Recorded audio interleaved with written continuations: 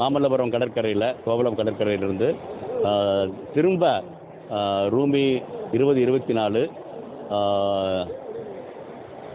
திரும்ப உபயோகப்படக்கூடிய வகையில், மறுசுழற்சி வகையிலும் கூட இல்லை, திரும்ப திரும்ப உபயோகிக்கக்கூடிய வகையில் இருக்கக்கூடிய கட்டுமானப்பட்ட அந்த ஏவுதளனை சிறு செயற்கைக்கோள்களையும் தாங்கிக்கிட்டு இன்றைக்கு காலையில் வெற்றிகரமாக 2வது பயணத்தை அது காமிச்சிருக்கு.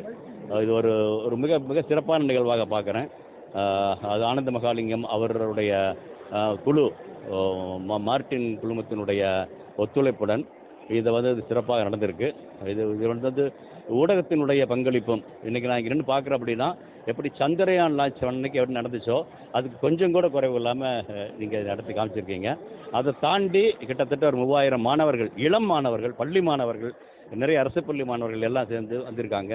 வெளிநாட்டிலிருந்து கூட வந்திருக்காங்க. அப்படிங்கிறது ஒரு ஒரு ஒரு ஒரு என்னை பொறுத்தளவுக்கு ஒரு சாதனைங்கிறத விட ஒரு மகிழ்வான தருணமாக பார்க்குறேன். ஏன்னா தேசிய அறிவியல் தினத்தை, விண்வெளி தினத்தை கொண்டாடிட்டு அடுத்த நாளே இது மாதிரியான ஒன்று அரசு நிறுவனம் இல்லை, ஒரு ஆரம்ப கட்டத்தில் இருக்கக்கூடிய ஒரு தொழில் நிறுவனமான ஸ்பேஸ் இந்தியாவிலிருந்து இது மாதிரியாக அவங்க பண்ணது மிக சிறப்பாக இருக்குது. நான் அவர்களுக்கு வழிகாட்டின்னு சொன்னாலும் கூட அவங்க தான் முழுக்க முழுக்க இளம் தலைமுறை செஞ்சுருக்காங்க. ஆக அடுத்த தலைமுறை இந்தியாவை விண்வெளித்துறையில் மேலே நிலவு தாண்டி மேலே போவதற்கான வாய்ப்புகளை உருவாக்குன்னு நினைக்கிறேன்.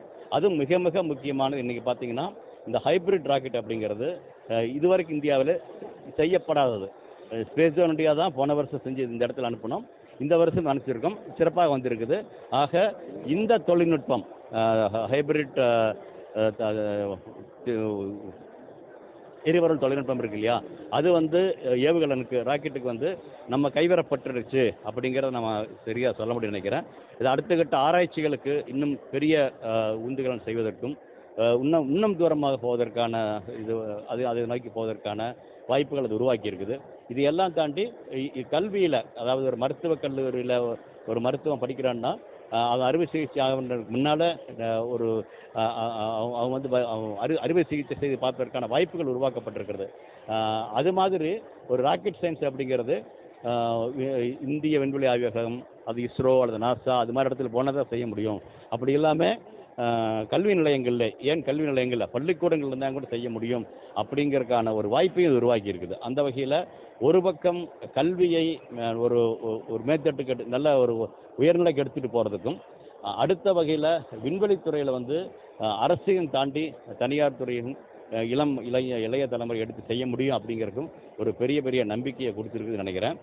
இதுவும் இன்னும் சிறப்பாக போகும். அதனுடைய ஒரு சிறு அடையாளம் தான் இன்றைக்கு நம்ம மாணவர்கள். ஒரு காலத்தில் நாசாவுக்கு போய் நம்முடைய மாணவர்கள் அங்கே என்ன செய்கிறான்னு பார்ப்பாங்க. கொஞ்சமாக அதை கொஞ்சம் திருப்பணும். ஸ்ரீஹரிகோட்டாவுக்கு நம்ம பார்க்குறோம் அப்படிங்கிற மாதிரி இருந்துச்சு. நம்ம மாணவர்கள் இப்போ அதை தாண்டி வெளிநாட்டிலிருந்து இன்றைக்கி லான்ச் நடக்குதுன்னா ஒரு 50 மாணவர்கள் வெளிநாட்டிலிருந்து நம்ம பார்த்துருக்காங்க. அப்படிங்கிற பொழுது காற்று மேற்கு நோக்கிய வீசு, கிழக்கு நோக்கி வீச ஆரம்பிக்கிறது. அதுக்கு விண்வெளித்துறை ஒரு காரணமாக இருக்குது. அந்த விண்வெளித்துறையை தனியார் துறைக்கு கொடுத்தது இன்னொரு காரணமாக இருக்குது. ஆக அதற்கு இளைஞர்கள் அதை நல்லா பங்கெடுத்துட்டு போகிறது இன்னும் ஒரு காரணம். எல்லாத்துக்கும் சேர்ந்து திரும்ப சொல்வது, ஊடகம் கொடுக்கும் இந்த ஆதரவும் இந்த அங்கீகாரமும் ஒரு மிகப்பெரிய உயரத்திற்கு இந்தியாவை எடுத்து செல்லும் அப்படிங்கிற நம்பிக்கையாக இருக்குது.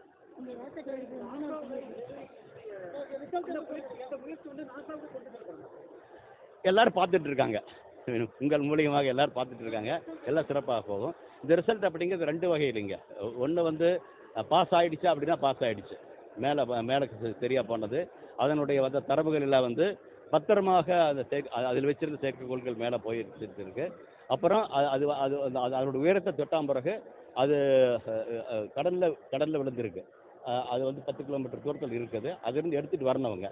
எடுத்துகிட்டு வந்தால் பிறகு தான் நம்ம மதியம் பார்த்துட்டு நம்முடைய இந்த திட்டம் மேலே அனுப்புறது மட்டும் இல்லை, திரும்ப அதை உபயோகப்படுத்த முடியுமா அப்படிங்கிறது ஒன்று.